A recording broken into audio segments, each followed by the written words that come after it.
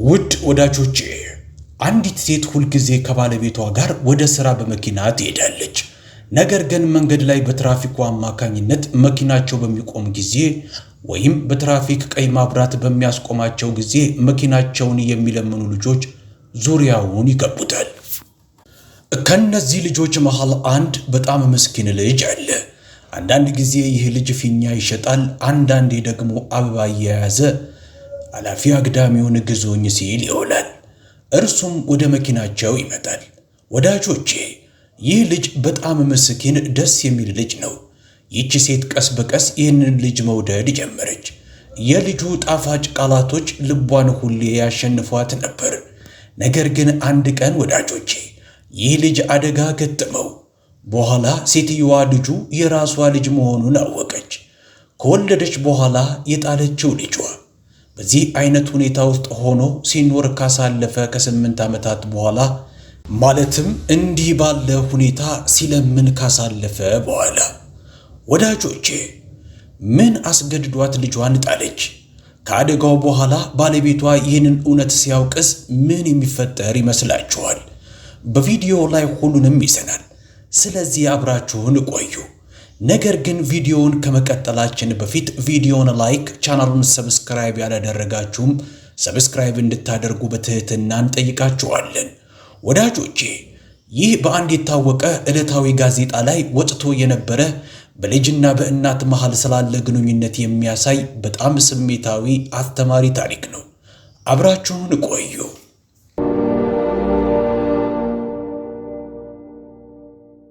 ኔህሩ በሚባል ቦታ የኮምፒውተርና የሌሎች የኤሌክትሮኒክስ ዕቃዎች ማከፋፈያ ሱቅ ያለው ሱነም የሚባል አንድ ሰው ነበረ።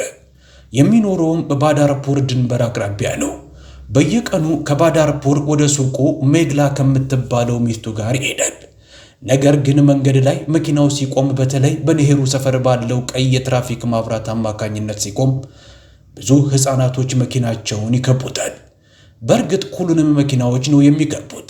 አንዳንዶቹ ገንዘብ ስጡን ብለው ለመጠየቅ፣ አንዳንዶቹ ደግሞ አንዳንድ ዕቃዎችን ለመሸጥ፣ አንዳንዶቹ ደግሞ መስታወቱን ለማጽዳት ሲሉ ከ8 እስከ 10 የሚደርሱ ሕፃናቶች በአንድ ጊዜ ግር ብለው ይመጣሉ። አንዳንድ አሮጊቶችም ይመጡና ይለምናሉ። ከእነዚህ ሕፃናቶች መሃል ራሁል የሚባል አንድ ልጅ ይገኛል። 10 ወይም 11 ዓመቱ ገደማ ቢሆን ነው። ፊኛዎችን ይሸጣል።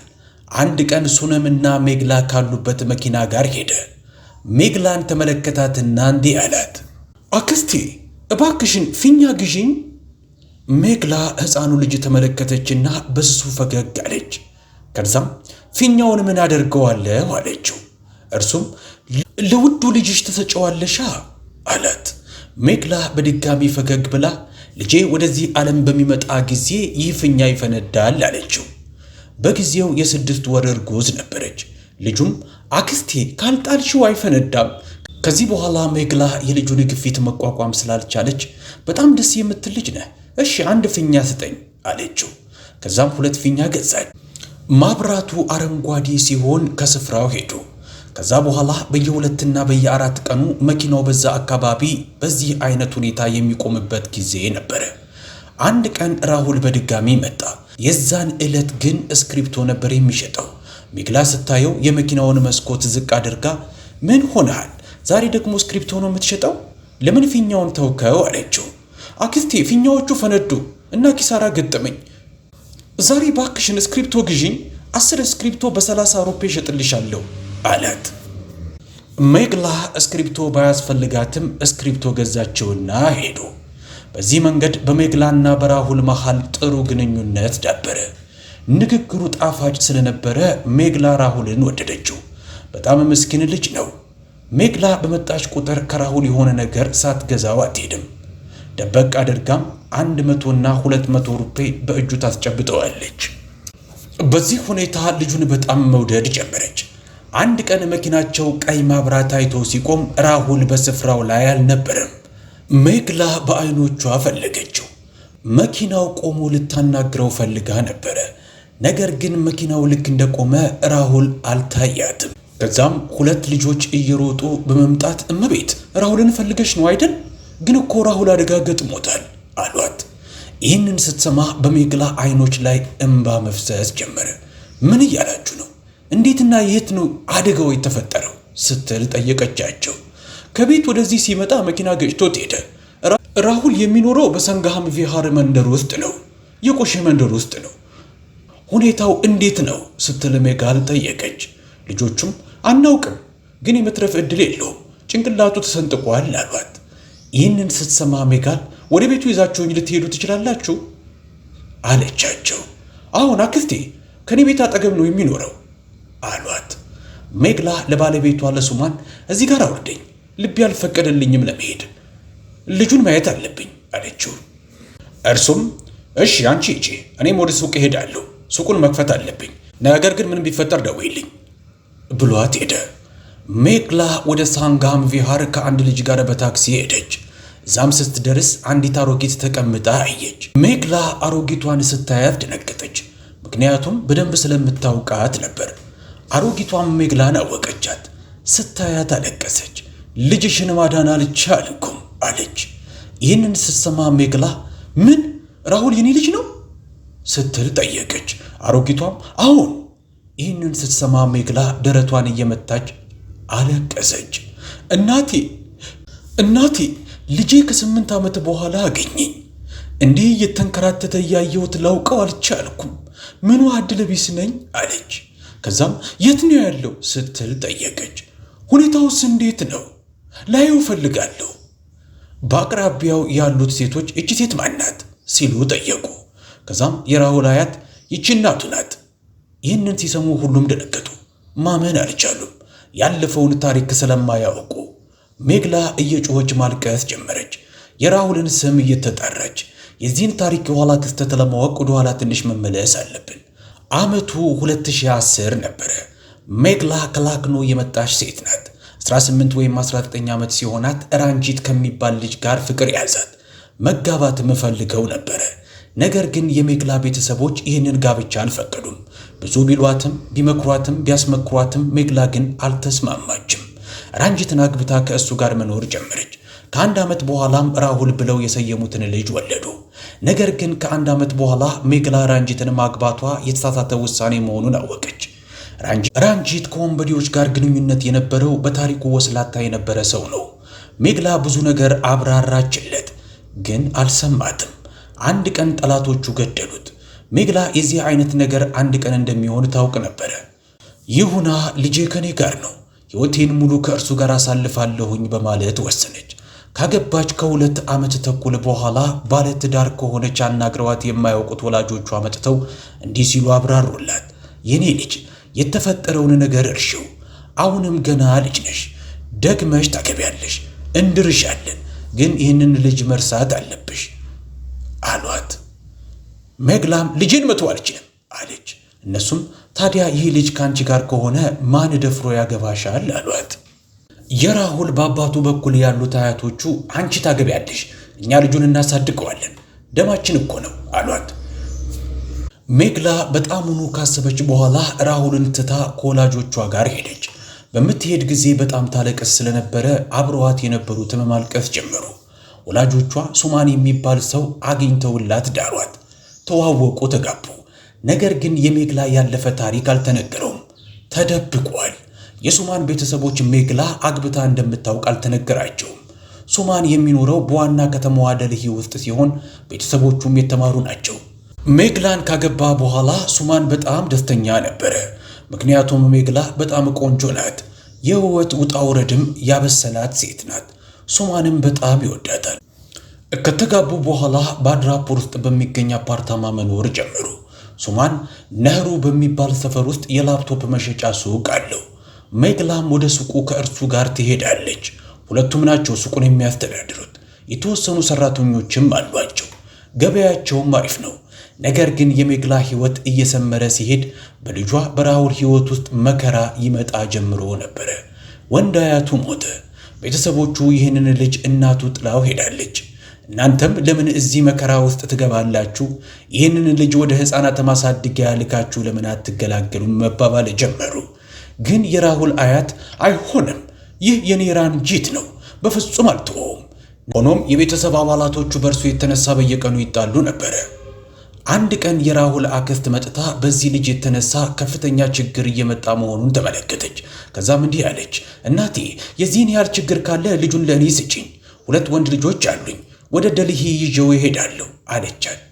ነገር ግን አያቱ አይ እኔ ማንንም ሰው አላምንም፣ ከእኔ ጋር ይቆያል አለች። አክስቱም እሺ አንቺም ከእኔ ጋር ነይ፣ እኔ የምበላውን ትበላላችሁ አለች። በዚህም አሳመነቻቸው። በዚህ መንገድ ራሁል ከአያቱ ጋር ወደ ደልሂ መጣ። አክስቱ በሳንጋም ቪሃር መንደር ነው የምትኖረው። እዚህም እዛም እያለች የቀን ሥራ እየሰራች ነው ሕይወቷን የምታስተዳድረው። ቀስ በቀስም ጊዜው አለፈ። ራሁል 8 ዓመት ሲሆነው አንዳንድ እኩዮቹ ገንዘብ ሲሰሩ ተመለከተና ይህን ሁሉ ገንዘብ ከየት ነው የምታመጡት ሲል ጠየቃቸው። እነሱም በደልሂ መንገድ ላይ የትራፊክ ማብራት የሚያስቆማቸው መኪናዎች ጋር በመሄድ ገንዘብ እንጠይቃቸዋለን አሉት። ይህ ሐሳብ ወደ ራሁል አእምሮ መጣ። አያቱ ጤናዋ የተስተጓጎለ ነበረ። የአክስቱ ባልም የአልኮል ሱሰኛ ነው። በየቀኑም ይጣላል። ከዛ እኔም አብሬያችሁ ሄዳለሁ አለ። ግን አያቱ ከለከለችው። እንዲህም አለችው፣ ሌሎችን ገንዘብ ስጡኝ እያሉ ማስቸገር ጥሩ አይደለም፣ አትሄድም አለችው። ግን ራሁል አያቴ ገንዘብ ስጡኝ ብዬ እኮ አልለምንም፣ አንዳንድ ልጆች ዕቃም ይሸጣሉ፣ እኔም ፊኛ እሸጣለሁ አለ። በዚህ መንገድ በነሄሩ መንገድ ላይ የትራፊክ ቀይ መብራት የሚያቆማቸው መኪናዎች ጋር እየተጠጋ ፊኛዎቹን መሸጥ ጀመረ። አንዳንዴ ስክሪፕቶችን አንዳንዴም አበባዎችን ይሸጥ ነበር። በዚህ ጊዜ ሜግላ ጋር ተገናኘ። ሜግላ ልጇ በጣም ይናፍቃት ነበረ። ብቻዋን ብዙ ጊዜም ታለቅሳለች፣ ግን ለማንም ሰው አልተናገረችም። ወላጆቿ የራሁልን ስም በፍጹም እንዳትጠሪ ካልሆነ ሁሉም ሰው ያውቃል ብለው አስጠንቅቀዋት ኖሯል። ስለዚህ ራሁልን በልቧ ውስጥ ታስታውሰዋለች። ራሁል ያለበትን ቦታ አታውቅም ነበር። እናቷ ቤት በሄደች ጊዜ ራሁል ከአክስቱ ጋር መሄዱን ሰማች። በዚህም የምትገናኘውና ስለሱ የምታውቅበትን መረጃ ሊሰጣት የሚችል የምታናግረው አንድም ሰው ጠፋ። የራሁል አያት የልጇ ስም ራንጂት ስለሆነ ራሁልንም ራንጂት እያለች ነው በልጇ ስም የምትጠራው። በዚህ መንገድ ራሁል እናቱ ፊት መጥቶ ዕቃዎች ሲሸጥላት ሜግላ ልታውቅ አልቻለችም።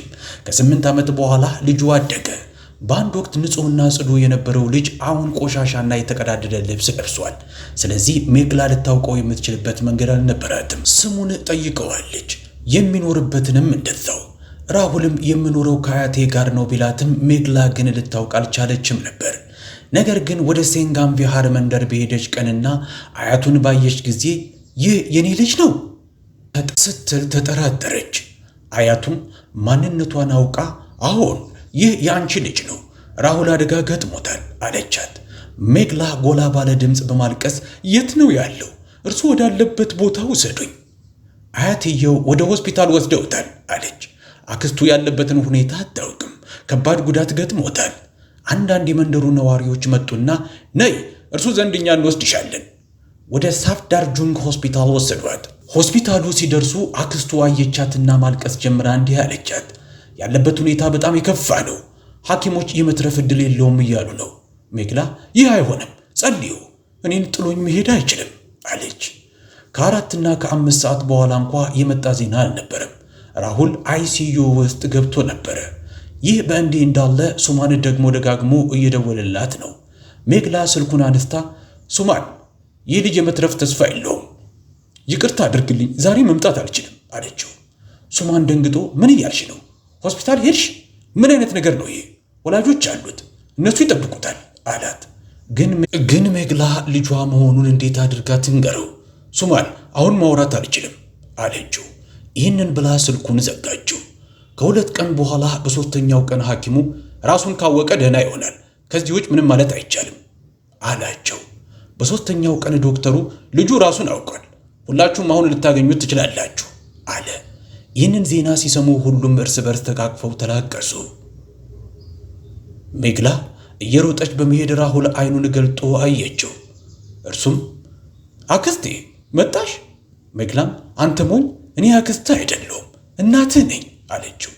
ከዚህ በኋላ ሳበችው፣ ወደደችው።